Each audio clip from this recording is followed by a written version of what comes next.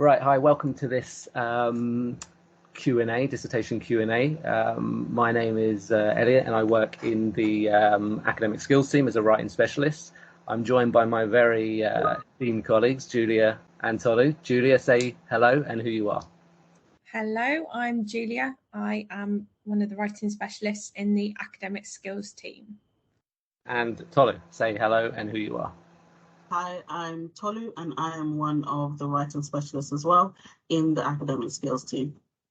Excellent, thank you. And we've got, you can see an email there, which is a way to sort of contact the whole team if you have any questions that comes out of this Q&A. We'll remind you about it at the end, and we'll also give you a prompt for some of the other ways that we can help you in the academic skills team, particularly with your dissertation. So as you sort of see from this title slide, this is part of our writing the dissertation season, and we've got other sessions on this that are recorded, which I'll point you towards at the end. This being a Q&A, obviously what we've decided to do is sort of pull together all of the common questions that we get asked year on year about the dissertation, particularly around the writing of it. So we've sort of brought them together, structured it around the different chapters, typical chapters of a dissertation, and we're sort of going to just take it in turns to answer and give you some, hopefully some clarification as to what to do if you're posed with that question. We've also designed the video, or not so much the video, but we've designed the recording in a way so that you can sort of jump through and find particular questions if you want to. So you're welcome to do that. You'll see on the sort of the chapter part of the video that you'll be able to navigate towards different questions if you want to do that. I should also just add as well, because you could be watching this far into the future where hopefully the world is a much more peaceful place. We're doing this in the middle of the extreme heat wave. So I've got this like crappy little fan on me here. So hopefully the audio is all right. So if like any of us just like melts halfway into this video, it is because of this extreme heat wave. So that just gives you a little bit of context as to when we're filming this. Right. So just as a few bits before we properly get started. This should be suitable for anybody watching this. I mean, we always say it's suitable for undergrads, for both postgrad talks, for master's students. There's probably plenty of relevant stuff in here as well for PhD students too. So it isn't aimed at any one particular level of study. We're going to try and give you as clear a set of answers as possible. However, we will probably caveat a lot of that and sort of say, but you might want to think about this or you might want to think about that. If you're unsure about anything that we say, the best piece of advice obviously is to talk to your supervisor. So you've got to tailor some of this stuff to the demands and the context of your discipline and your dissertation. You know, dissertations within the same discipline can be very different. So always tailor what advice we give and the answers we give. Always tailor that to your own context and your own needs. Talk to your supervisor if you've got any questions. As I mentioned, we've got the email that you can email us if you want to clarify anything that I'll remind you about at the end. Lastly, as well, we're hoping this will be relevant for any of you doing any particular type of dissertation, regardless of what you're studying. A lot of the language you're going to use and the structure of the dissertation that we're going to follow is the typical intro, literature review, methodology, results discussion, conclusion structure. So if you're in humanities, if you're in law, you might not be, you likely won't be following that structure.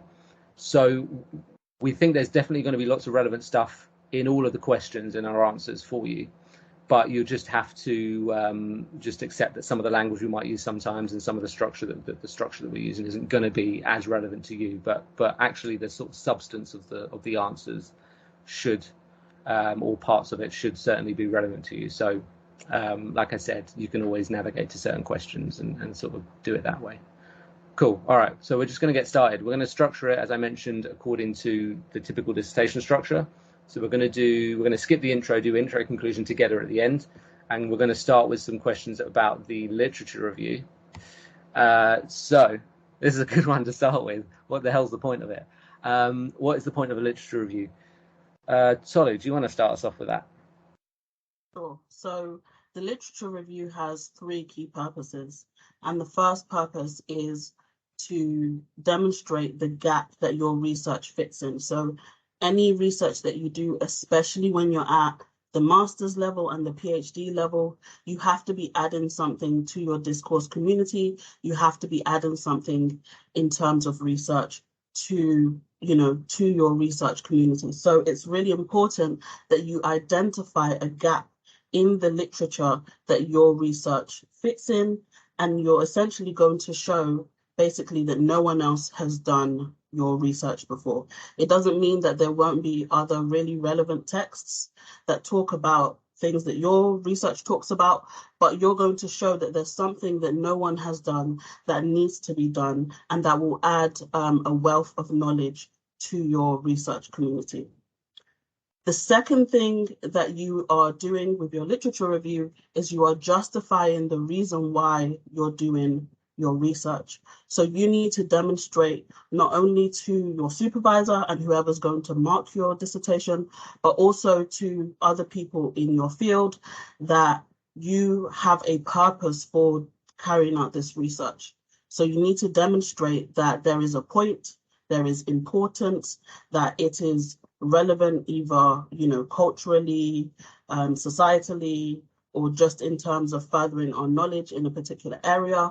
You want to demonstrate that there's a purpose for doing it and there's a reason why you're interested in it. So you have to demonstrate intellectual interest in this particular field and show how it's going to further something within your field. And then the last reason is because you need to also show how research in your field has developed over time. So you want to demonstrate how other people are talking about your particular area and topics that are relevant to your dissertation. So what have people been saying? Where did it start? You might want to think about seminal literature as well. So who has been key in furthering particular lines of discourse? And what are people talking about now? So you basically just want to think, what is the conversation? So see the literature that you're reading as a conversation of many different parts, and how does your research fit into that greater conversation? So if you can do all three things in your literature review, then you'll be pretty successful in writing one. Thanks. That was really good, like a really sort of layered answer to that question, because there's lots of there are overarching reasons you do a literature review, but there's lots of different sort of angles, and you sort of said lots of really interesting stuff there. Like you mentioned like a research community, right? And this is an interesting point particularly for like an undergraduate dissertation. This wouldn't be something you're particularly familiar to, because you sort of you've been a student, right? You've lived academically that student life. You've been given these assignment titles and stuff. You've been told what to do. Obviously, dissertation is a much more flexible assignment. It's something that you can shape yourself. But it's arguably the first piece of work at undergraduate level where you're sort of integrating yourself into that research community. It doesn't really happen with the other assignments. They're just sort of given to you, right?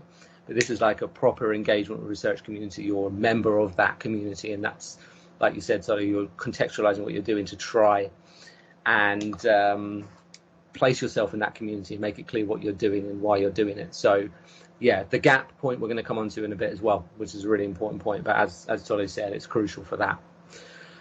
Julia, is there anything else we wanted to add?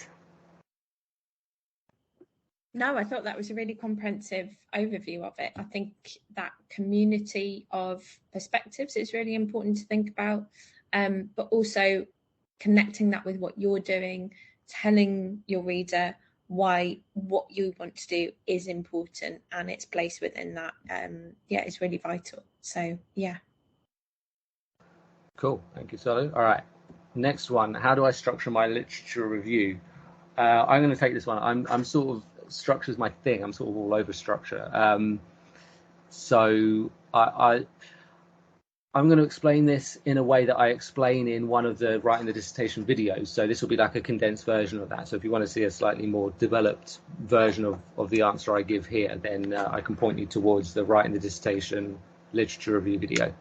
But basically, when you're structuring a literature review, as you're often trying to do structurally with anything, you're trying to work from a broad to narrow position. So I believe I've got a graphic here. Yeah. So you're trying to work from a broad to narrow position. So you should think of a literature review like a pyramid flipped upside down, and you're trying to move through various ideas, various concepts, various discussion points, whatever you want to call them, from a broad position to a narrow position. So I've got an example here about the Titanic. So if you imagine that you're doing some sort of research on the iron rivets in the sinking of the Titanic, whatever that is, this is real. I didn't make this up. Whatever that particular research focus is. If you imagine you're doing something like that, you've got to define what the key areas of research are, and you've got to move from a broad position to a narrow. So if you've got maritime disasters, Titanic, structural integrity of the Titanic, role of the iron rivets, if we take those four, for example, the order should be dictated by the breadth of the topic. So maritime disasters would have to come first, then Titanic, structural integrity, and then role of the iron rivets. Another way to think of it as opposed from broad to narrow is if you think of those little dolls, those nesting dolls, right? And you got that big doll, right? Julia will tell me if I'm talking crap here. You got the big doll, you open it up, you got a little doll, you open it up, you got a smaller doll, and so on and so forth. That's a good way of thinking of like these. So like maritime disasters is that really big, sort of freaky doll, right? That big doll, that's the maritime disasters. If you open that up, Titanic sits within inside it. And that's basically like saying the Titanic sits within the context of maritime disasters because it's an example of a maritime disaster. Structural integrity of the Titanic sits within Titanic because you have to introduce the Titanic before you talk about the structural integrity of it. Role of the iron rivet sits within structural integrity because it's I assume an example of the structural integrity of it, right? So that's sort of how it works in that layered way. So often with a literature review, you've got to define what the sort of key research topics areas are. When I say topics, I don't mean like vastly different topics. I mean you've got your larger research topic, and then you've got layers within that. It's defining what those are, working from a broad to a narrow position. You sometimes have, like if you've got different case studies, like if you're talking about social media or something, and you want to talk about the impact of Twitter and the impact of Instagram, is one of those broader than the other? Not necessarily. They sort of operate on a level level playing field. So you might have decisions like that as to which one is narrower, and there's not really one that's narrower or broader. So that doesn't necessarily matter. But generally speaking, you should work from that broad to narrow structure. Notice I put my research at the end as well. That's supposed to indicate that what Tolly was just talking about, you contextualize what you're doing, what's your gap, what is it you're specifically doing and addressing. That's where that bit comes in. So everything in the literature review culminates in the sort of reiteration of this is what I'm doing, this is the gap, this is how I'm approaching it. That's what, glimpse to the next question there. That's what that indicates. Right, the other thing to say is with the broad to narrow structure, you might look at that and you think, okay, there's loads more to say about maritime disasters than there is to say about role of the iron rivets. So I'll spend like 2,000 words talking about maritime disasters and like 200 words talking about iron rivets. But that's not necessarily what this is supposed to represent. It's the breadth of the research subtopics, whatever you want to call them. It's not so much the words and the attention you commit to them. Actually, the narrower you get, the more detailed you should get, and the more engagement you should have with studies, because obviously the narrower you get, the closer you'll get into your exact focus. So that's why you do that. So actually maritime disasters is a massive topic, but you could spend thousands and thousands of words on that, but you don't want to do that. So you're going to do quite a broad sweep of that. I mean, that could be a couple hundred words, it could be less. I mean, it could be what you want it to be, but you don't want to spend too many words on that kind of stuff. The further you get into your literature review, the more detailed you should get. And the more specific the study should be, and more relevant they should be to your research topic and your specific gap and focus. So basically, tailor what you're doing to this model. You just got to make decisions about the order of the information and that kind of stuff, and working with this broad to narrow structure. Tolu, Julie, is there anything else you wanted to add? No, that was incredibly comprehensive. I don't think I have anything else to add to that one. I would add that for some subjects, especially, for example, education and in social sciences, you are going to be expected to look at your ideas from a sort of philosophical to a more concrete in that order. So sort of philosophical, starting with the larger ideas that guide your research, and then moving down into how these things look more concrete, for example, in education, in the classroom, or in terms of leadership. Whatever it is that you're studying, you might have to start more sociological, philosophical, and then end somewhere that is more concrete, because that's going to give us an idea of how you're going to do your research as you move into your methodology. That's all I would answer. I'd agree that that's somewhat true for humanities as well. I think that kind of moving towards that kind of more contextual, larger, broader aspect, you often kind of have to do that in order to situate your reader in the literature that you're talking about, and then be able to find that down. So yeah, I do think that's something quite important to say as well. Yeah, it's a good point, because the example we're looking at is sort of more maritime engineering. So I mean, like you say, bless you. I'm glad you were muted for that one. It's more maritime engineering. So if you're looking at something that's more theoretical, again, the nesting idea is that theory often frames a lot of that stuff. So a lot of that stuff sits within that theoretical context. So that's why often that goes at the very beginning or very early on, certainly. Cool. Right, moving on. What if I don't have a gap? This is a really good question. We get this a lot. Julia, do you want to take this? Yeah, this is one we get a lot, actually. And I think it's quite a common barrier that a lot of students come up against quite a lot. They sometimes feel that perhaps there's almost been too much research or too much information about a particular topic.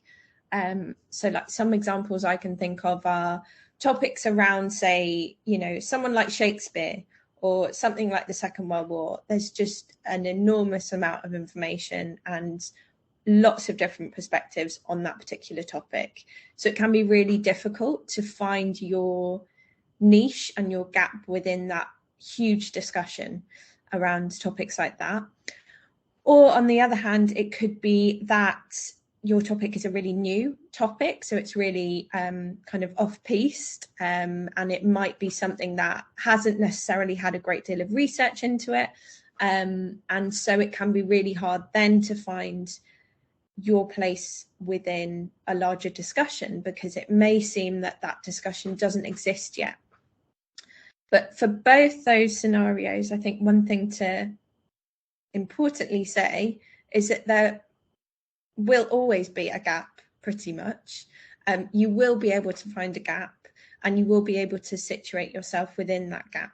But it's sometimes about thinking much more creatively about your particular topic, and you have to kind of think outside the box a lot more and think about redefining your perspective on an issue. So whether that is that you're slightly overwhelmed or you're slightly underwhelmed, for a better word, with the information that you're thinking about. So you might want to think about, for the very well researched topics, you might need to think about how there are new theoretical ideas which are coming into this particular topic, or you might want to think about a very specific detail within that larger discussion and that larger theme.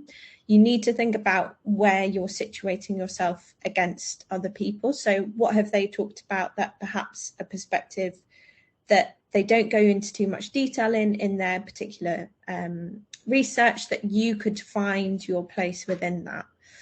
If it is a topic which isn't really that well researched, you might need to think about, and this is particularly true for kind of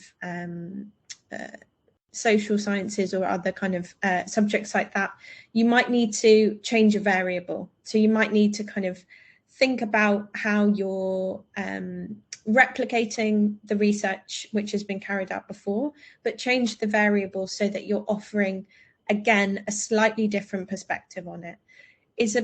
Essentially, in order to identify the gap and find that gap, you need to really know the topic and really need to know what people have, quite a broad knowledge of what people are talking about around your particular topic, so that you can identify the place within that. So I think that is the largest thing to say. You will normally find a gap, but it's just about redefining your perspective on your particular topic. I think that's a really good way of putting it as well. It's like redefining. So I think if you're posing that question, I think sometimes you need to redefine what a gap actually is. Like you said, Julia, it's like so it's not always, actually very rarely at particularly sort of undergraduate, postgraduate sort level, it's rarely something that's never been done before. Rarely are you inventing something new. You know, that's quite idealistic. It's often just taking ideas that have been explored before and sort of playing around with them and changing a variable or looking at it from a different perspective and stuff. And you use Shakespeare, right? You can tell Julie has a English literature background, right? I have a bit of a sort of film theory background, so I always use Hitchcock, right? Because Hitchcock's the same. He's like that's the old creepy white guy that everybody has written about, right? People have said that he's misogynistic. People have said that he critiques misogyny. You know, like everything's been written about him.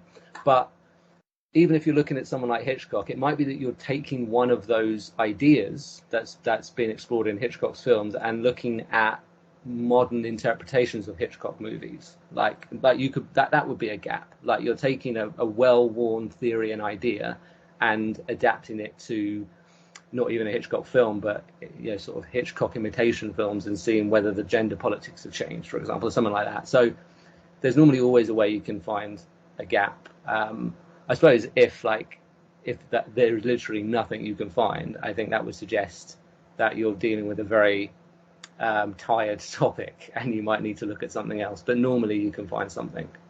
Tolly, did you want to add anything else? Oh, I think that was very comprehensive. I don't Cool. have anything to add. We're doing pretty well here in terms of our comprehension. Okay, all right, let's move on. So, okay, this is a good one. How many references should I use in my literature review?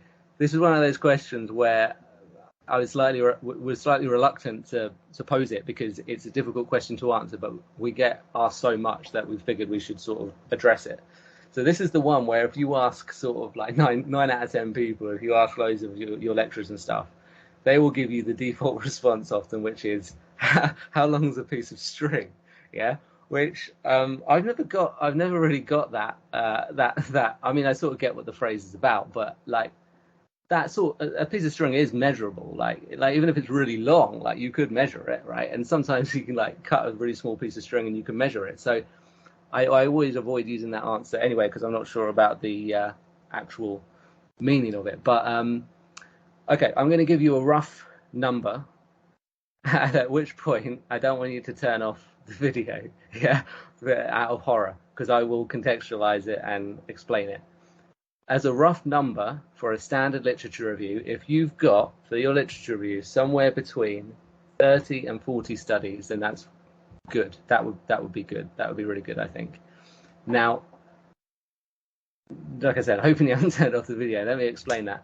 So firstly, that's not 30 or 40 studies in detail. You're never going to have enough words for that. If you're doing a 10,000 word dissertation and your literature review is going to be, I don't know, 3,000 words, for example, you don't have enough words there to look at 30 or 40 studies in detail. You might have 5 studies that you sort of throw at the reader as a sort of just as a multiple citation, use as a sort of contextual piece of information at the beginning of the literature review. So it's not 30 or 40 studies in detail. It's 30 or 40 studies, sort of references generally.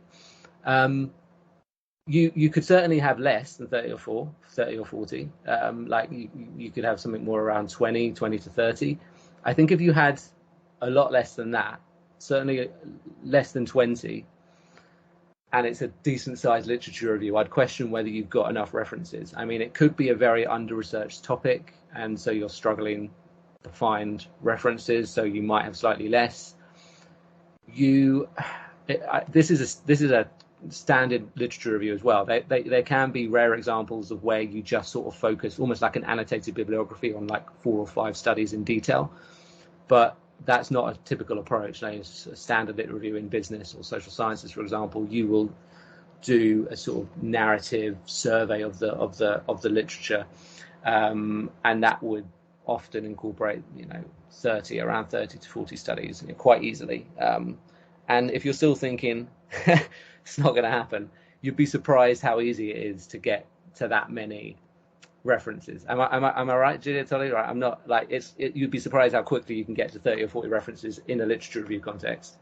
100%. Yeah, it does happen so quickly, because you kind of, once you start researching this topic, I don't want to say that you go down a rabbit hole, but you can very easily go from one to another, and very easily kind of find that collection of ideas, because you are, as we've said, you are looking at the broad perspective on a topic. So you do want to make sure that you've got as broad a perspective as you possibly can.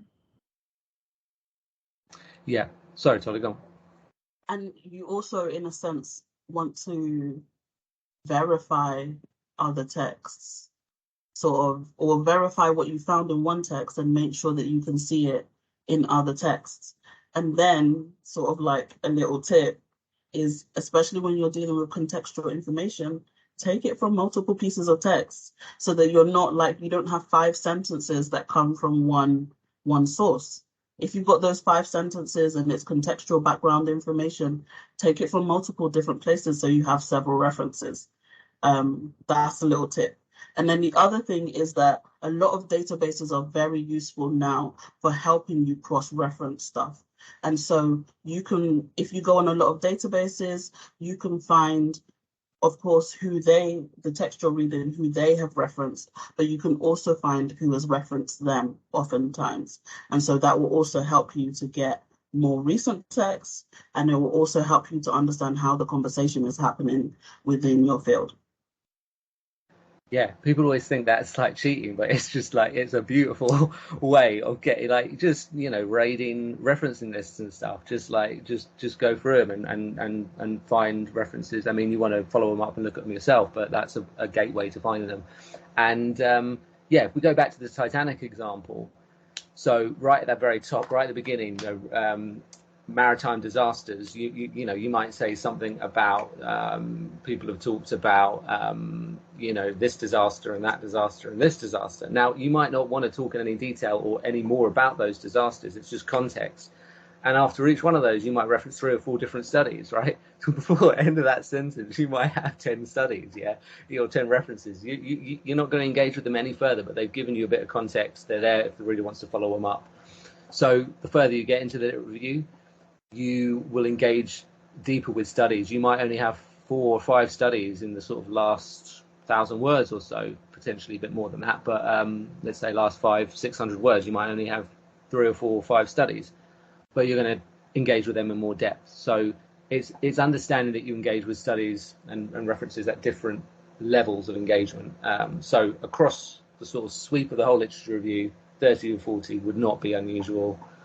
That would be a pretty good place to aim for. If it's a bit less than that's probably fine. If it's a lot less than that, I would question whether you've done enough research. There can be distinct reasons why maybe there's not much out there, but sometimes you need to be a bit, creative as well, as we sort of mentioned already. Cool. All right. So hopefully we've avoided the how long is a piece of string answer. Okay, this is linked. So obviously, what if I can't do 30 or 40 because there's limited relevant literature on my topic? So this is sort of a follow-up question, I suppose. Julia, do you want to take this one?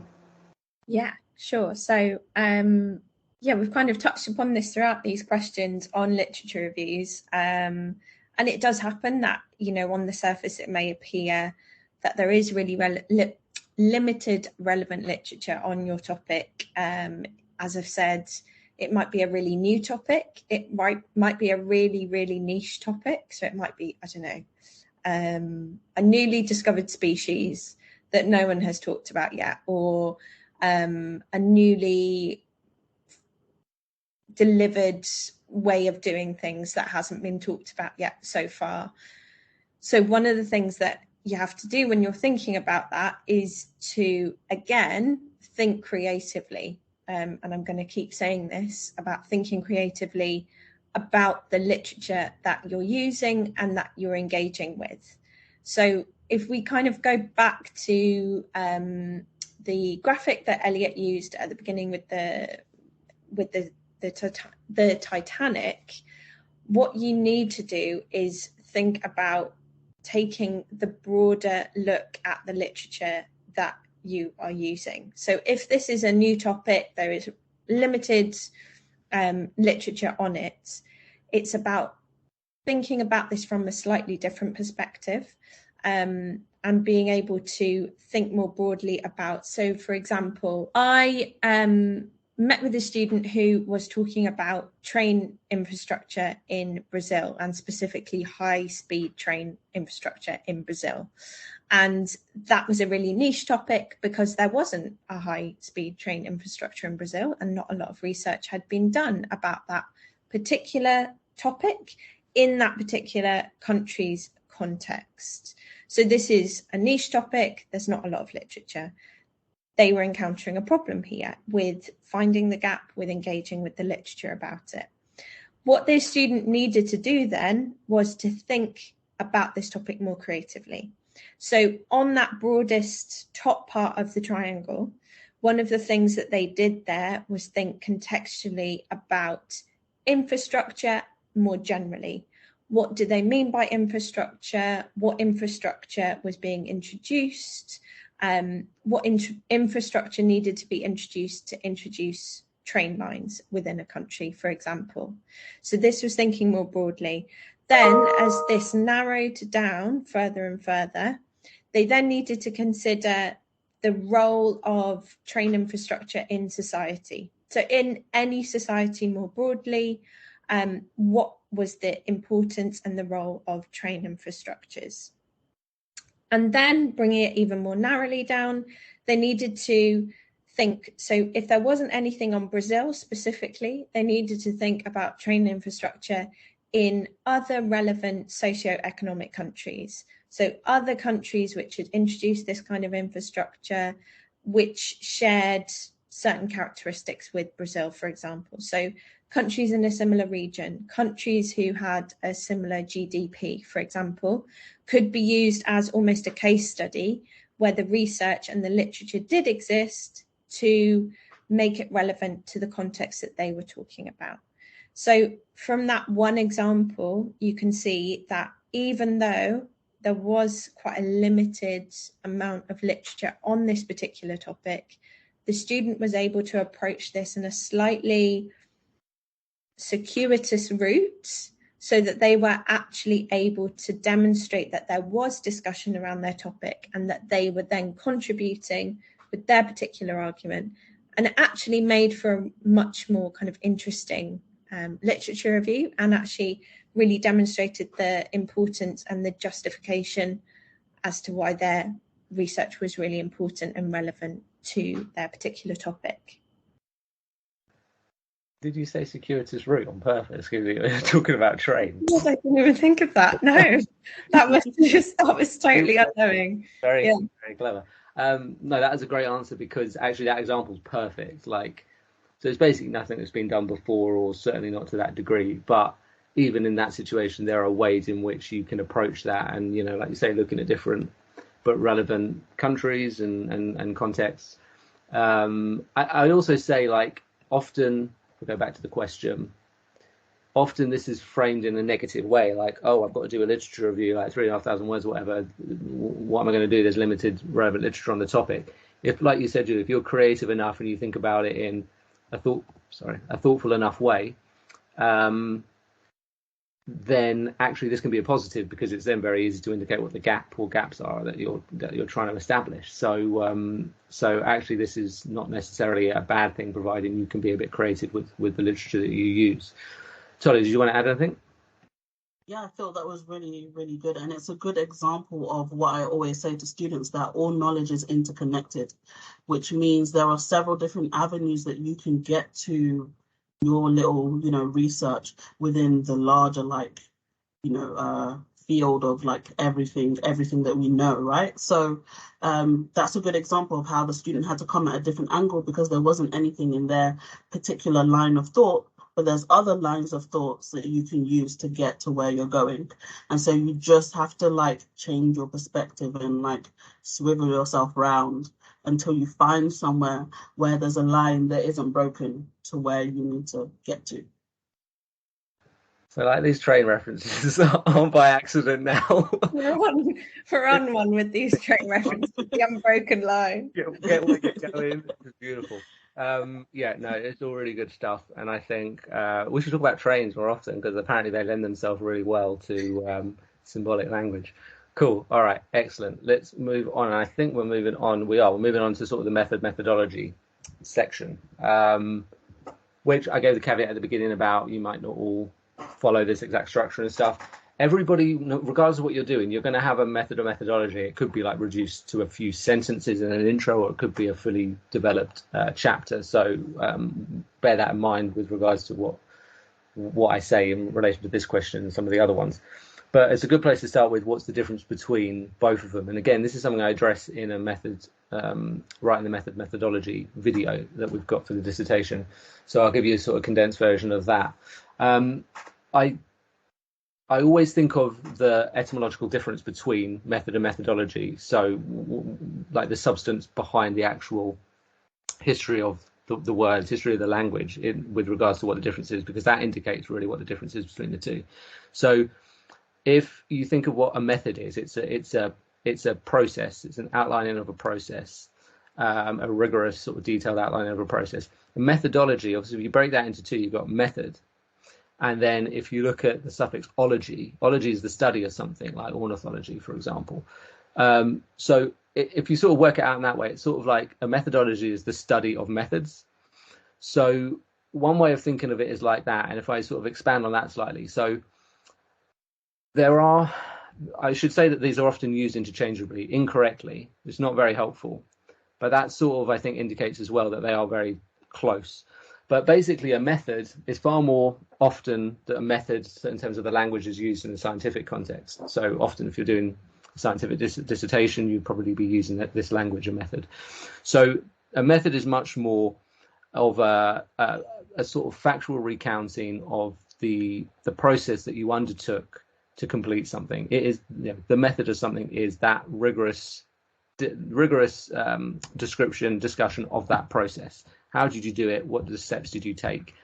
In the methodology video, I talk about the three-part structure of a method or methodology, which is what, how, why. What did you do? How did you do it? Why did you do it that way? So you sort of follow that for a method. What I would say with the method is the why. The why you did it that way is not a lot less important. It's just a lot less detailed. In the methodology, often the why is a sort of a springboard into a much larger discussion about what you could have done, why you did it that way as opposed to a different way. So you get a lot of these conversations in some social sciences dissertations. It's a common conversation in anthropology, for example, when you talk about, like observing a community and stuff like that, and taking notes and maybe filming them and all this kind of stuff. There's issues there around your role as a silent observer. Are you really a silent observer? Are these people really acting naturally? Are they sort of exaggerating behaviors knowing that you're there? A lot of those questions you can't necessarily answer, but the exploration of that is often what a methodology is about, just exploring the ethical issues around that and some of the theoretical issues around that. So a methodology will still mean that you need to explain what you did, explain how you did it, but there's a lot more of a thoughtful discussion around why you did it that way, why you didn't do it another way, and what some of the issues and the barriers and the challenges are.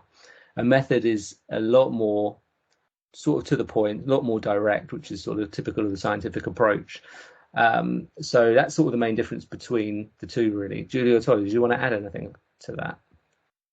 Yeah, so I would add two things. So the first thing I would add is that the way I usually explain it for those who perhaps would prefer this way is just think of the method as the concrete and the methodology as sort of the more abstract side of it. So it's the philosophy, the theory that lies behind the method oftentimes, and the method is literally what you did. And it doesn't mean that you don't have to think about it a bit more theoretically when you are outlining your method, but you do essentially have to convey what you did, literally. And then I think the second thing is that for some of you in the sciences, you may just have to outline a method. There are some in the social sciences where you have to do a methodology and methods, and they should sort of feed into one another in a natural way. And so you have to think about how you can move from your methodology into your method and make sure you understand the connection between the two in your methodology section. Yeah, that connection between the two, I think, is really important. And you're only going to get that connection if you understand what the difference is between the two as well. So just make sure in your own mind, I think, Elliot, you really explained that well, that kind of what these words mean and how you do that effectively. Yeah, absolutely. So, should the methodology section follow the order in which I carried out the research? Tolu, do you want to unpack that for us? Sure. So I think the first thing to sort of caveat this with is that we know that research is often messy, which means that you might plan something and then it doesn't go that way. And that's actually okay, because that is the natural process that's a natural part of being a researcher. So it doesn't always have to go exactly how you planned it. And in fact, sometimes the changes that you have to make when something goes wrong or when what you planned doesn't necessarily work out can actually take your research in the direction that it actually needs to go. Something that is more nuanced, something that's more critical, whatever it is, you might find that the changes you have to make are better. So that should be the first thing that you understand, is that if it doesn't go the way you planned, that's okay. But when you are actually sitting down to write your methodology, you have to follow convention. And that means that your methodology is going to be structured from out to in.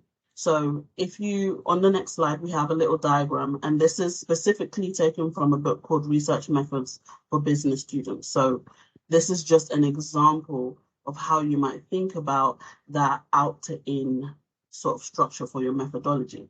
So you want to generally start with your first lines of thoughts, and usually that is that sort of methodological or more theoretical or larger, broad scale thoughts than in comparison to sort of how you're going to do your data collection and your data analysis, which is sort of the final thing that you want to mention. So you want to work from the out in. So you want to think about what is your line of thought that helps you to plan and write out the procedures for your method or methodology.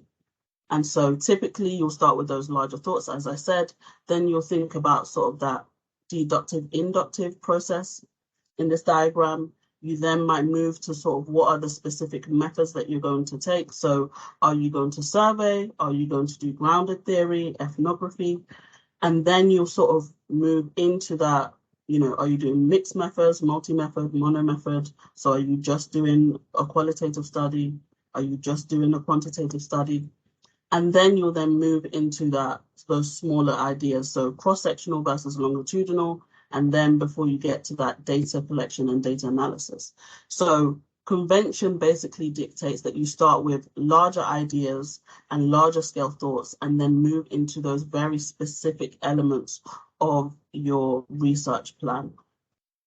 So even if something then does go wrong, you would rather then dictate that or explain that in your discussion section. So it's okay to then go forward and discuss any limitations of your study, something you had to change up. But in your methodology, you essentially want to write it in a way that someone else can read your methodology and then replicate it. Perhaps they want to change one variable or they want to change the perspective, but someone else should be able to understand what your plan was and be able to replicate it. And that's why limitations are also important, so that other people can understand what the limitations of your methodology were, if there are some limitations. Yes, I think that's basically the key points that I have.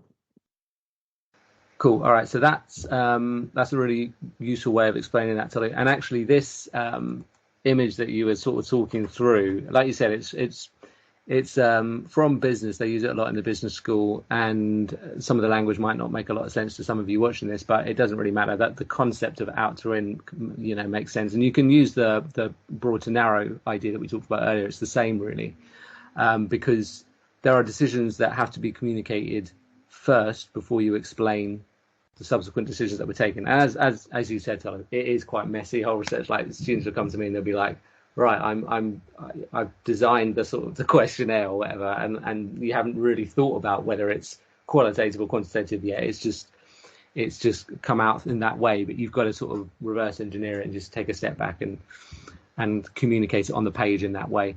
I'll add as well, because this is a useful way to think of it, that this is called, I think, like the research onion, or it's supposed to be an onion because it's layered, right? I would say if you've got an onion that looks like that, shuck that out, yeah. But the idea of it is right, that it's layered. So you work through the layers. I think if we stopped and looked at this long enough as well, we could see other images in that as opposed to a funky looking onion. But anyway. Julie, did you want to add anything else? I think one of the things that students, especially in like the kind of process of writing, just drawing on what Tolu was saying about the kind of explaining it to your reader, is that with these sections, what's really important is the clarity of what you're saying. I think sometimes people get overly kind of overwhelmed with trying to explain this, but it's about explaining that process clearly to your reader.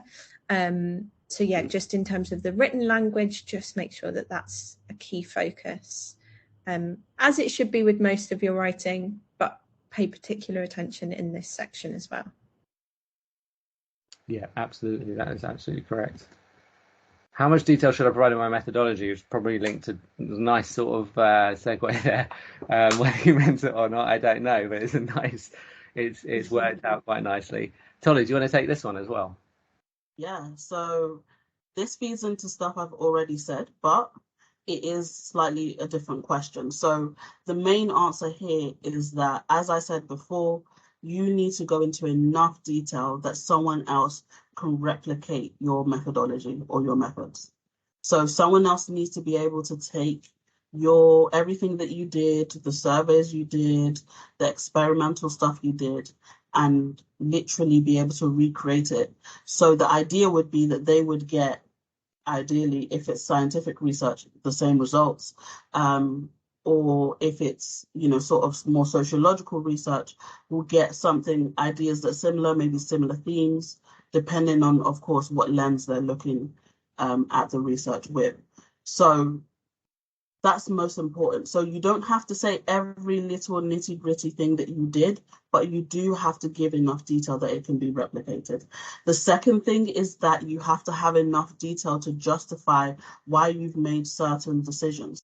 Sometimes students ask, what's the difference between qualitative and quantitative research? You have to be able to describe in your dissertation why you've decided to do quantitative research, for example, instead of qualitative research.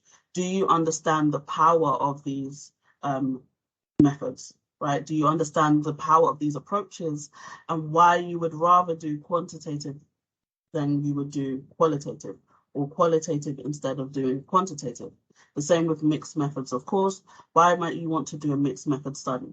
So this is the same for all of the elements in your methodology or your methods. So if you are doing humanistic instead of a phenomenological approach, why are you doing that? Okay, so you have to make sure that you can justify why you've chosen to do your methods and methodology the way that you have chosen to do it, so that anybody who reads it can understand the thought process. And then they might decide if they would like to replicate your study or do something similar, to change the angle or to keep it the same. It just really depends on their sort of thought process coming into your research. But essentially, the point of your methodology is to allow other people to engage with your research in multiple ways. Sometimes this can just be reading and then taking your approach to doing a completely different study, but sometimes people want to do something very similar. And so you want to be able to allow that sort of engagement with your research, because that's going to enhance its contribution to your research community. That's absolutely right. I'm just, it's just crossed my mind, given that I talked about the difference between method and methodology at the start, that I've just, on the slide, just used methodology since, which sort of ignore that. Like, we're talking more generally about method or methodology, but that's absolutely right, is that it's the replicability of it and justifying the decisions that you're making. Like, because, I mean, let's be blunt about it, like any moron could basically write, this is what I did. You know, I did it in this order. But you've got to prove to your marker that you can justify those decisions and you can rationalize them. So that's the really key part of this. Julie, did you want to add anything?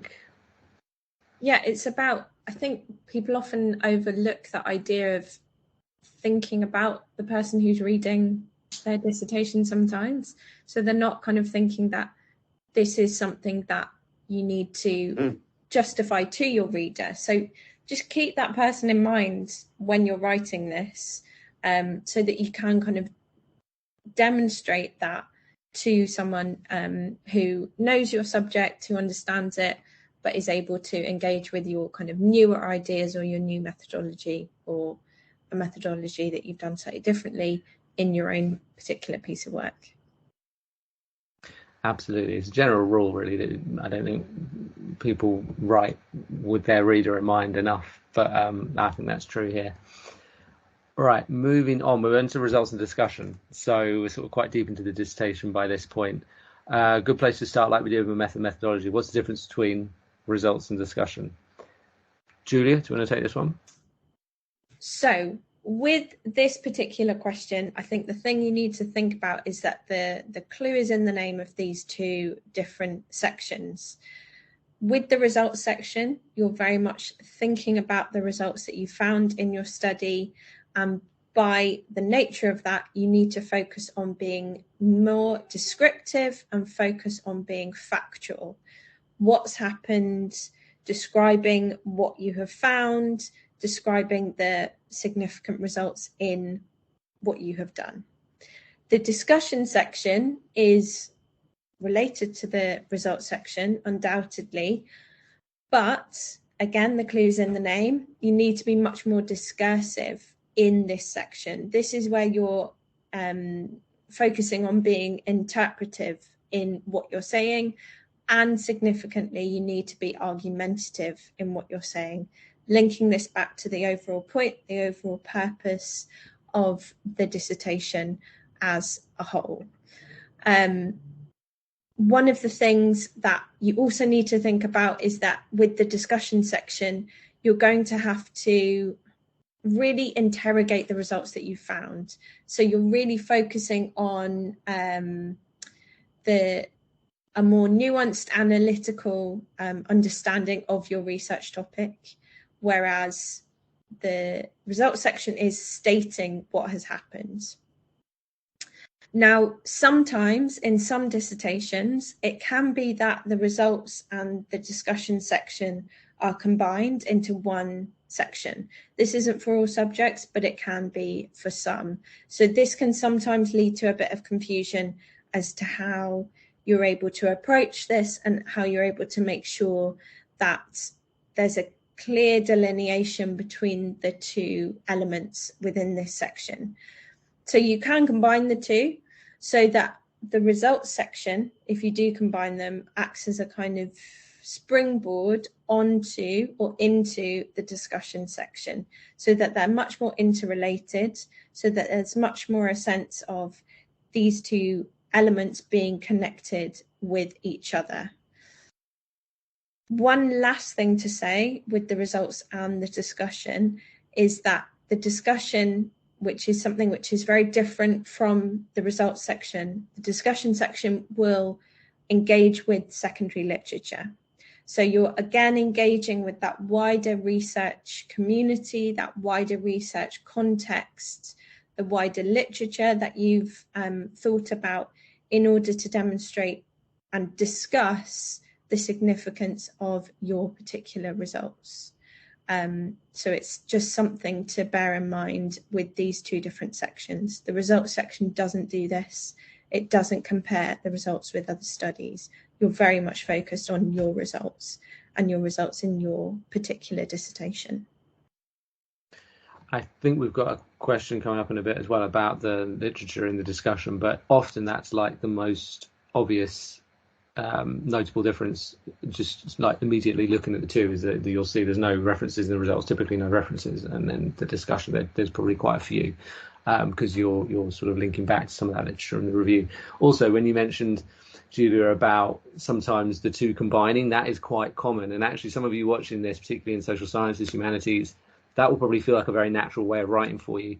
And that's only normal. It's a very natural way of writing for me. Like you introduce something you want to immediately explain and unpick it. Like that's quite a normal way of doing it. I think it's the separation of the results and the discussion is sort of the scientific method imposed on this dissertation structure a little bit. But that is typically how it works. They're typically separated, but absolutely it's not a problem to combine them, providing you have good reason to. Tolly, do you want to add anything to that? Yeah, I think that was a really great explanation. I think that it can be helpful to think about the why of this, the answer to this question, which is that if you give your results, but you're discursive when you're giving your results, then you're leaving no room for other people to make interpretations on your data.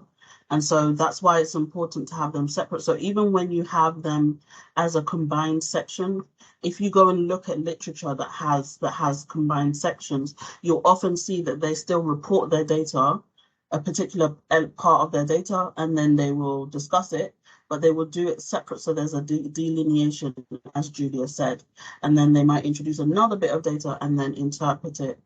So you want to also make sure that you're thinking about the reason why you want other people to come to look at your data and interpret it in other ways, because again, even when you've done research, it's not necessarily fact.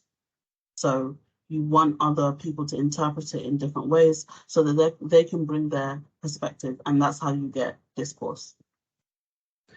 Yeah, and just to add to the end of that as well, I think if the whole point of this dissertation is to move the knowledge of that particular research field on slightly and address a gap and move the knowledge slightly forward, I always think the discussion more than any other chapter is the one that does it, because I mean you could look at the results and think, well, that's where you unveil what you found, so that should be the bit where you show how you're moving the knowledge forward. But two things to that is, firstly, you don't interpret it, as we've said, so you're not going to indicate how that moves the knowledge further forward.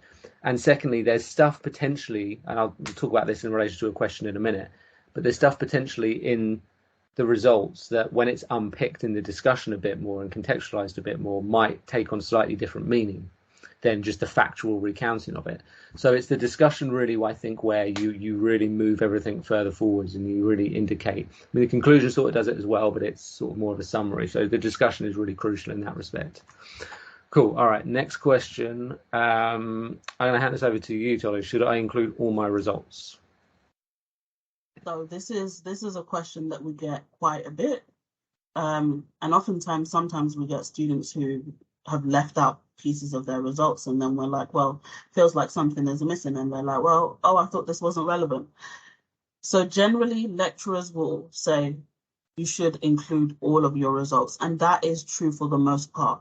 And the reason why you've got to include all your results is because even if something does not necessarily feel relevant to you anymore, perhaps you've changed the direction of your dissertation, it doesn't mean that it's not. It doesn't mean that it doesn't add some kind of nuance to your research. And it also is simply that you've done that research, so you've got to put all your results down. You don't have to discuss all of your results, but you've got to have it there so that other people can refer to it. Now, there are some few cases where you might not include your results. If you have completely changed the direction of your dissertation, and you've designed completely new research questions, and let's say you were doing a study and you had surveys or interview questions, and you've completely changed your interview questions, and so the stuff you collected before is absolutely not relevant, then you probably wouldn't include the old results, as long as they cannot at all contribute to your current research questions. So that's when you'd usually not include certain, some results that you've collected previously. So you have to use your discretion when it comes to situations like that. Now, it's also important to remember that, usually you'll have appendices, and your appendix serves a purpose, which means that you can put a lot of raw data in your appendix and then select the parts of your data that you would like to put in the actual text.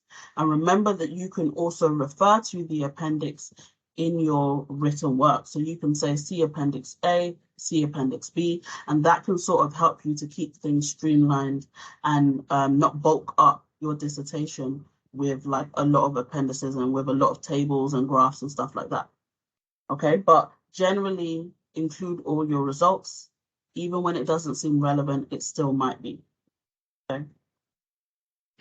Yeah, I think that's really clear, Dolly, and I think, I mean, it might not seem it, and you might not intend to do this, but there can be a bit of a sort of a bit of a research ethics issue sometimes as well when you don't disclose certain information, right? I mean, it's like what you pick and choose to include might not align with the reader's interpretation of what you should pick and choose, and so there are issues around that. But I think everything you explained there, Tolly, makes complete sense as to why it's important that for the most part you do include all your results. Julie, did you want to add anything? No, that was great. That was I think that idea of thinking about including all your results is really, really important, and the reasons why that is the case. Again, we're coming back to that why all the time, I think, throughout this whole piece, which is quite interesting. Why this is included, why they get you to do these things. So yeah, that was great. Awesome. So next one, can I include literature in the discussion that I've not included in the literature review?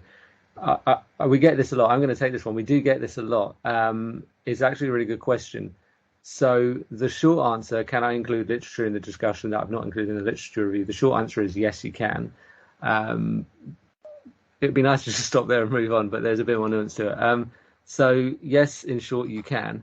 So just to clarify, we sort of mentioned earlier, the discussion as opposed to results engages with literature, and typically that literature is the literature that sits in the literature review, particularly the studies that are closest to what you've done, because you're going to sort of do a compare and contrast, what are the consistencies and inconsistencies with what I've found compared to other studies, if that's the type of dissertation you're doing.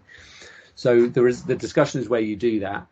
So typically a lot of the sources, a lot of the literature that you use in your discussion will come from the literature review, but it's providing you do it for the right reason. It's not a problem to include literature in the discussion that hasn't been included in the literature review.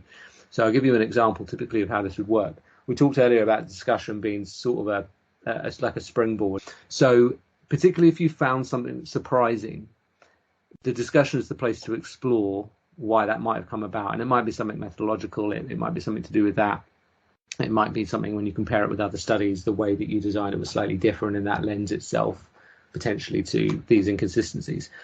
But actually trying to work out why something emerged in your results that you weren't expecting can be aided by additional research. So this wouldn't be research necessarily that you anticipated and therefore included in the literature review. But it might be a finding. It might be something like, a higher number of participants than you expected said that they weren't concerned about internet security and privacy, for example. And the reason for that might be something to do with the fact that you included a larger than normal range of participants that were under 18, let's say.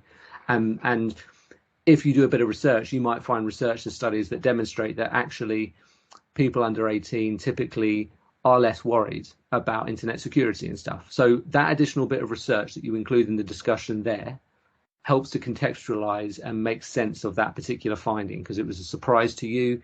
You're not sure why, so you've done a bit of extra research and you've used that as a springboard. So that might not be in the literature review because it might not be a relevant enough piece of information or relevant enough study. That's just a random example. If there is something that you've included in the discussion, that probably needs to be included in the literature review, and it's sort of hard to say what that is in an abstract sense. You need to think about that carefully, because it does leave you slightly exposed if your marker looks at it and goes, shouldn't this have been in the literature review? There's something theoretical which shouldn't have come as a surprise, perhaps, that is something that potentially you should have anticipated because it's quite common in that research field, then that should be in the literature review. And if you haven't included it, just go back and find a way to include it. But generally speaking, most of the literature, I would say, a lot of the literature in the discussion will be in the literature review, but it doesn't have to be. There can be additional literature that you use to help you explain inconsistencies, surprises, or even if they're not surprises, it just helps you expand and contextualize a little bit more. So that's perfectly possible in the discussion. Julia, Tolly, do you want to add anything to that? The one thing I will say is that, to add to that, is that don't be nervous or don't be afraid of things that you've written in your literature review sounding the same in your discussion. So don't be afraid of that repetition. Of course, find different ways to say things you've already said, and be creative with the way you use language while still being academic, of course. But don't be afraid of repeating things, because if you've already said it in your literature review, that means it's relevant to your study. And so if you're mentioning it again, of course, more expansively, then that's only a positive thing.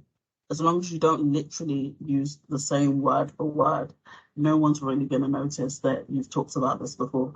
And in fact, they want you to talk about it again anyway. Yeah, it's about reinforcing that idea and reinforcing that place you have within that discourse community that we've talked about before. So as Tully says, if you are making the same point in the literature review that's reinforced in the discussion, that's no bad thing within the two. I think we're going to come on to a question in a minute that unpicks slightly the difference between repeating and something and reinforcing it, because you said reinforce, you're doing that's absolutely right. It's like reinforcement is good, repetition not so much, in the way that conjures an image in your mind of like just like a copy and paste job, right? That's not what you want. I think we're moving on to intro conclusion. So this is like the very beginning, very end of the dissertation. If you've watched this from the start, fair play, because it's slightly longer than I expected. I think we expected it to be. Hopefully it's all good stuff. But yeah, we'll run through these last questions in relation to intro and conclusion.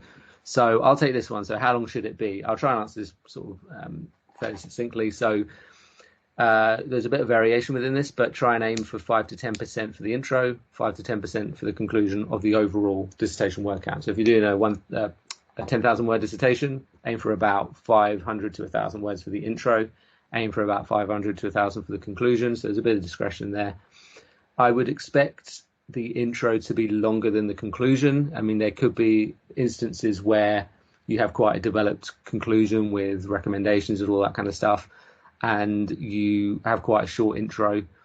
That can be the case sometimes, but typically speaking, you'd often use sort of up to that 10%, possibly more for the intro, because you've got to give a bit of context. You've got to provide a little bit of context through literature, not the literature review as such, but a little bit of context through literature.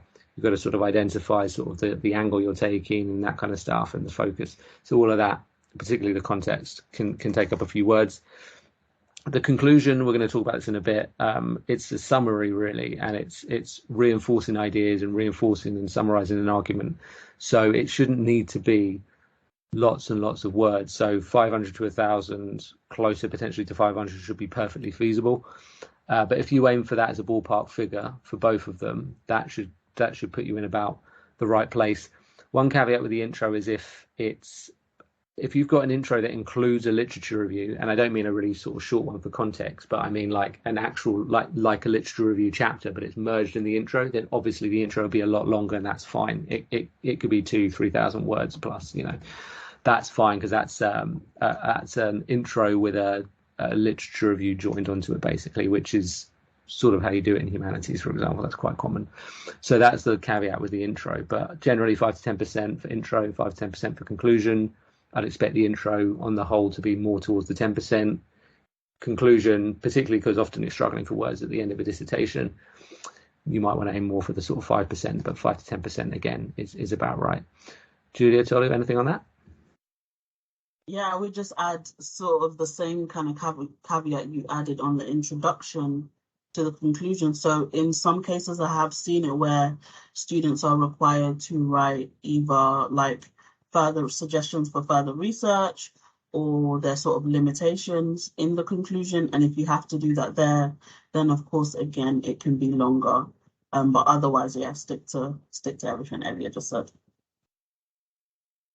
Yeah, and they're kind of, I think the thing that you need to think about as well is that the intro and the conclusion are quite connected in what they're kind of offering within this dissertation. So they're not exactly mirror images of each other, but if you are thinking about the structure of them or the length of them, I should say, then think about that kind of slightly mirroring aspect of the two between them. Yeah, mirroring, that idea of mirroring is really important. I think we can come on to that in a minute. So yeah, bear that in mind as well, but we'll come on to that in a minute. Okay, next question. How do you structure an intro? I'll take this one as well. And I talk about this. We've got an intro, right in the intro conclusion session, just sort of joined together. And that's because, as we've just sort of been saying, they mirror each other in a way, or their sort of purpose is mirrored, or sort of reversed, but mirrored in a way. So with the structure of an intro, I'm going to show you the same model that we looked at earlier in this recording with the literature review. It's the same idea, and structure generally works this way, that you move from a broad position to a narrow position. In the intro conclusion video, I talk in much more detail about this model. It's called CARS, Creating a Research Space, which is sort of what you're trying to do in the intro and literature review as well, which is why this broad to narrow structure works so well for both of them. So I talk about it in a lot more detail in the video, but in the intro conclusion video. But basically, it's a 3-step move. It's firstly establishing a territory, establishing a niche, then occupying a niche. So establishing a territory means the broad research, the broad world that your research focus lives within.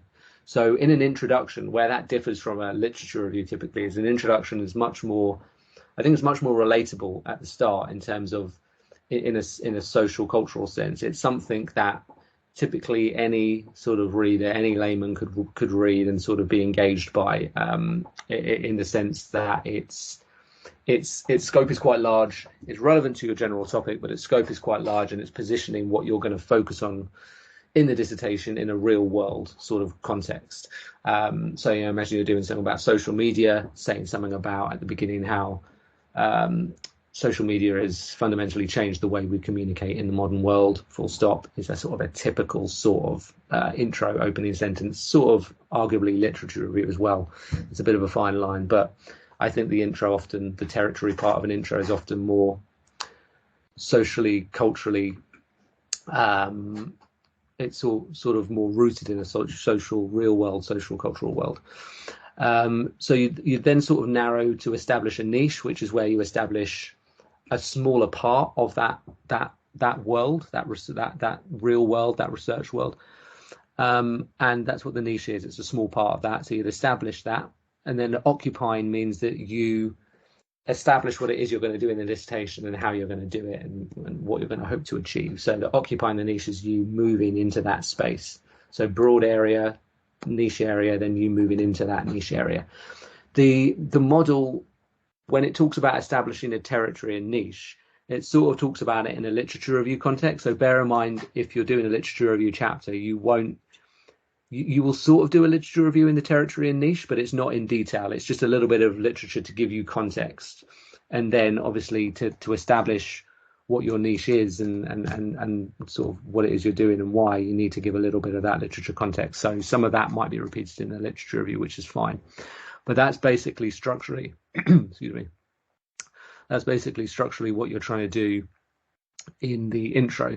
We haven't got a question about how you structure the conclusion, but interestingly, it's reverse. So that's what we're talking about with the mirroring. So you basically have the pyramid the right way up, because it starts relatively narrow in terms of this is what the dissertation has done, this is what we're trying to achieve, which is a little bit like you're occupying a niche part in the intro, but the difference obviously is you're reflecting back on what you've done.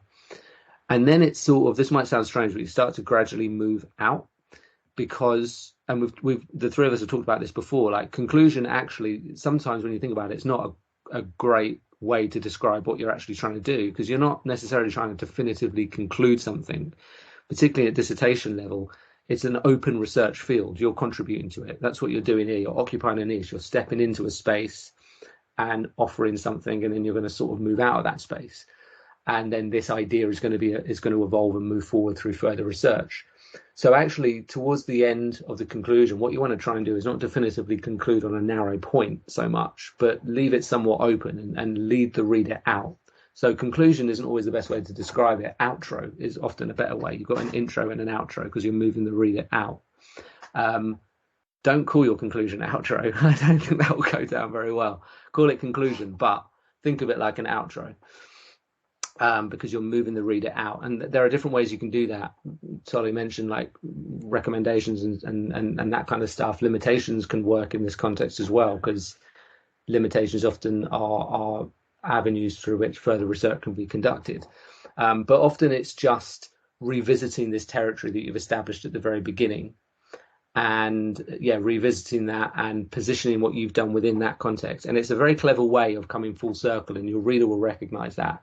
And actually, if you watch loads of movies like I used to, if you watch loads of movies, you read loads of books, if you read lots of newspaper articles and stuff, really well written stuff and well created stuff does this. It mirrors. That's a sort of a typical structural approach. So if you look at certain movies, you'll see the first image or the first set of images are mirrored at the end in some way. It doesn't mean they're exactly the same, but there's something going on. They're like bookends. And the intro and conclusion work in that same sort of way. So the intro and conclusion mirror each other in a sort of way. Interestingly, throughout the rest of the dissertation, this is the way I've always described it, is that it then works inwards like that. So you've got the intro conclusion here, and then you've got your literature review. It sort of is mirrored with the discussion, because like we said, you revisit some of the literature in your literature review by reviewing what you've done in the discussion. And then your methodology results to sort of mirror each other in the sense that the methodology is what you did and how you did it. The results is the result of that, the outcome of that. So it sort of works in that way. So dissertation structurally is quite well thought through in terms of how it's done. But I'm slightly digressing. Back to the intro. It's back to the intro. So it works in this sort of three-step way, but fundamentally it's broad to narrow. Julia, Tolly, do you want to add anything to that? I mean, there's probably a lot more we can add, but like I said, we've got a video on it as well. But do you want to add anything else now that's important? Yeah, I think I'd like to also think about this in a sort of like from a value perspective, in that in your introduction, you're thinking about what is the value of the research I'm going to do to thought that has already occurred. And then in your conclusion, you're thinking about what is the value of the research I've now done to generating further thought. And so if you can show that sort of at the beginning, at the end, and at the end of your dissertation, then you've probably done some good research.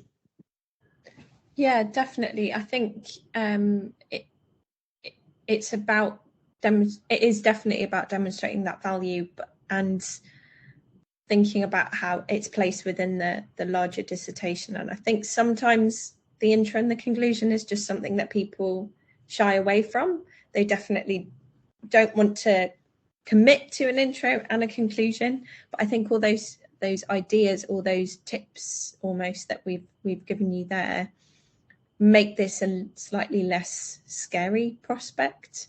I know it's often the last thing that people want to do when they're writing their dissertation, but if you can think about its value, think about its structure, think about why the introduction is an important and the conclusion is an important part of your dissertation, then it allows you to kind of think about the whole process a little bit better as well.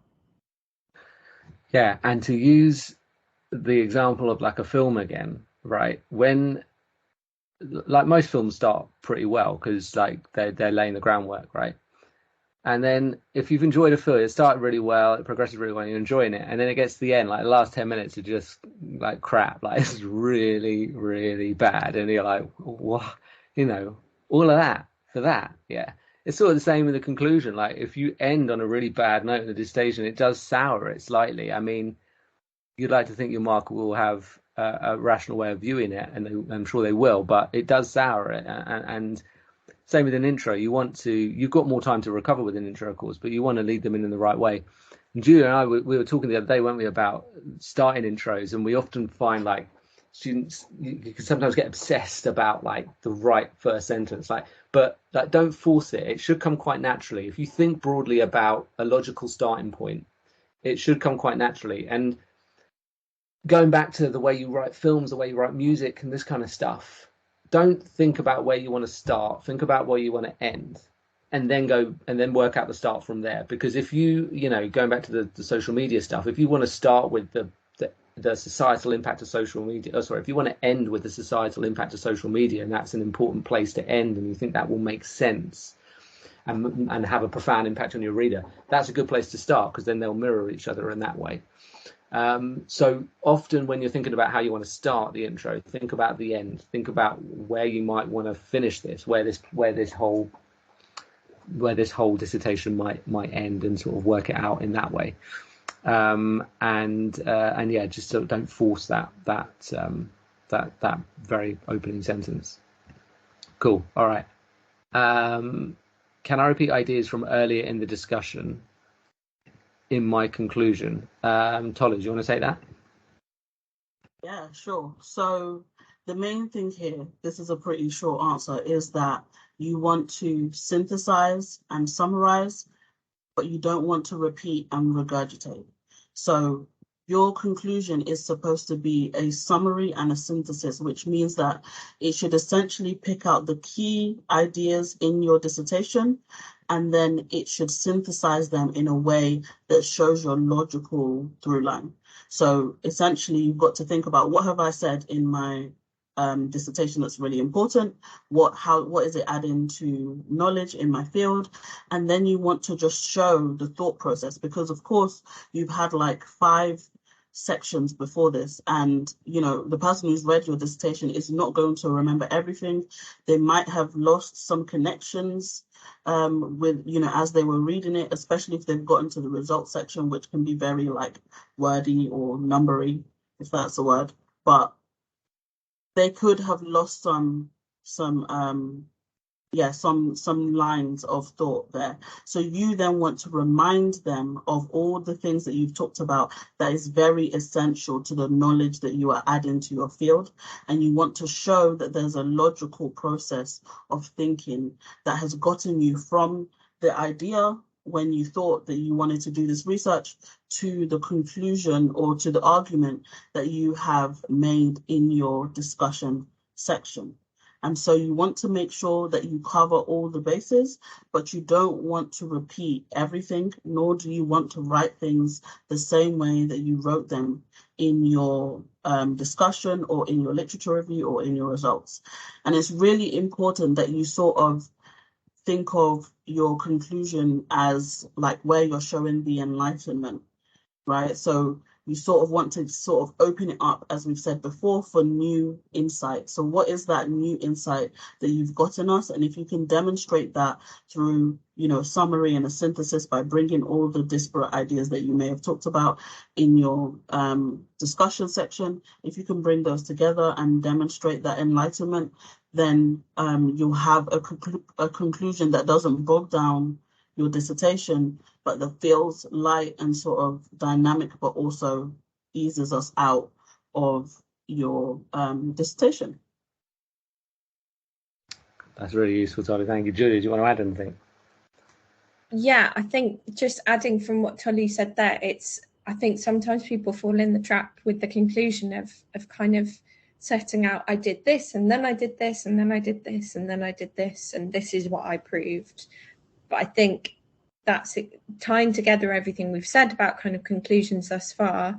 It is about reinforcing, and I really like that idea of the enlightenment of what we're saying in our dissertations is really, really important. So try and avoid that kind of repetitive. It's actually really boring for a reader to read a conclusion like that. But it's about bringing together everything that you want to reinforce in the reader's mind, so that ultimately they're left with a really good impression of the piece of work that they've just read, that they think that this is a really fantastic piece of work and it's contributed to that enlightenment as well. Awesome, cool. I agree with about the language. You're not regurgitating or repeating, you're summarizing, synthesizing. There is a slight difference. I think this is our last question, and how interesting that there's a typo on it. On the last one, I haven't spotted a typo before. I thought there must be one. That should say "can I" as opposed to "in." Can I introduce new ideas in my conclusion? I think this is our last question. Julia, do you want to see us out with that one? Yes, in can. With your conclusion, the short answer is no. You shouldn't really be introducing big ideas, big new ideas in your conclusion. We've kind of said the stuff about reinforcing the ideas, synthesizing, summarizing the most important aspects of your dissertation. If you're including something that's really new and exciting in your conclusion, your reader is going to be thinking, well, why didn't they talk about this earlier if it was this important? The conclusion isn't the space to do this. It should have been in other sections, whatever other sections it might be in your dissertation. But, and again, we've done this a lot, I'm going to put another caveat on this. There are some cases where you will introduce slightly different information, but significantly probably not new information. So I know Tolu's talked about this briefly earlier in the section of this, but when you're going to be talking, or when you're asked to talk about the impacts, the implications of your research, or sometimes you're being asked to think about the suggestions for the direction of future research or industry practice with this dissertation, that comes back to that, how you're contributing to that larger discussion. So you can introduce those ideas there, but significantly they're not changing the fundamental ideas and purpose of the dissertation as a whole. They're just suggesting new directions or the ways in which this research can be furthered. So again, it's not closing the book on these ideas with your conclusion. You're keeping this open, you're keeping this discussion open and demonstrating how you're contributing to that with what you've talked about in your dissertation. And as you said, Drew, it's a really nice way of putting it. You're not closing the book on it, you're leaving it somewhat open, because this is not the end of that story. Often the end of a film is the end, but this is not the end as such. But as I said, like I obsess over this stuff with structure. Like I'm all over it. If you watch films, listen to music, look at books, it's a recurring way of structuring something, and it's written about in lots of different ways, and you can easily find this. There's lots of different names for it, but I often use mirroring. But that's what's happening. Your sort of the ideas at the end are mirrored at the beginning, and vice versa. And you just see it, and you'll see it as examples in so much stuff. The Weekend, if you listen to The Weekend does it all the time. The Weekend does it all the time. Loads of musical artists do it all the time, but The Weekend does it a lot. Fun fact about The Weekend, not a fact, fun story, I suppose. My mother-in-law was in the car with my wife a few weeks ago, and The Weekend came on the radio, and my wife said, "Oh, I love The Weekend," and her mum said, "But it's Monday," which was I'm not making that up. That's true. That's true. Anyway, that seems like a good place to end on. No, to end on. My God. but no, that was. I think that's a good way to sort of summarize that. Julia, Tolly, did you want to add anything else? No, I thought that was perfect. Perfectly said. Okay, we hope you found that really useful. It was slightly longer than we thought it would be, but like I said, we hope you found it, useful, and there's good stuff in there, and it's something you can go back to at different points if you need a bit more clarity on stuff. I'm gonna go and cool off because that fan hasn't been working for like half the time. So I'm gonna go and cool off. So I hope you found that useful. We sort of hope to see you soon. And good luck with the dissertation. Yeah, good luck, everyone. Hope it goes really well.